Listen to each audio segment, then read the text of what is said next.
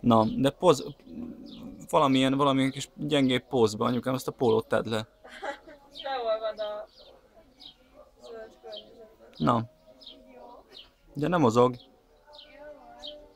A mester alkot. Nem jó. Kicsit gyere errébb, túl sok a fény. Te fel is locsoltál. Mindenhova. Ahol egyszer fért oda, én adtam. Nem jó? Hát itt csöpög fel.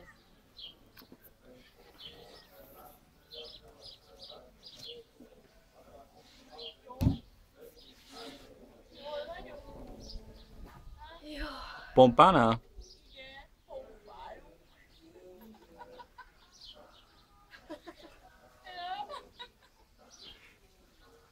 Nagyon jó, ezt még csináld, mert majdnem egy jó képet csináltam. Jó, de meddig fogok hoppálni, hogy itt is fizessem be magamat? Jól tolod.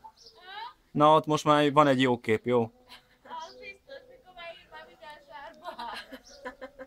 Jó, tovább. Gyere kicsit közelebb, most már lásson téged is a kamera.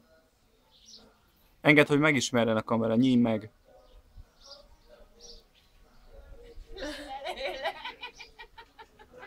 Nagyon jó. Jó vagy.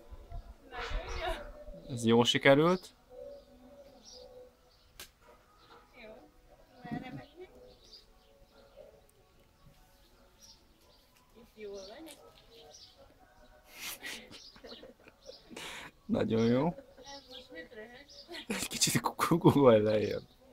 Ahol Lejjebb. Nem jó? Na. Ez így nagyon jó. Most másik oldalra, tehát ilyen balos képet. Miért balos? Hát mert ez jobbos volt, na. Most ugyanúgy googolás. Jó, tessék. Nem, egy kicsit gyere közelebb, ott nem jó helyen googolsz. Azt akarod besekeljek a Nem. Na, gyere egy kicsit közelebb, mert messze vagy, anyukám, nem látszik. Jó, fiam. Jó, ott, és ott legoogolsz. Itt a fiam. Ott. Bolond vagy. Na jó. Na, tökéletes lett. Na gyere. Jó van, megvan. Szerencsé nem magasabb a fő. Na, hát még az egy nagy szerencse. Hát most milyen képeket csinálsz? Semmiért. Ha? Semmiért. Tényleg? Meg is a picsába, addig akkor miért állítottál? Na mindjárt. De jól csináltad. Na mindjárt jó, de. Ha nem bedugom ezt a prizát, és én a szobába engedem be neki a vizet. Egy felnőtt életnő.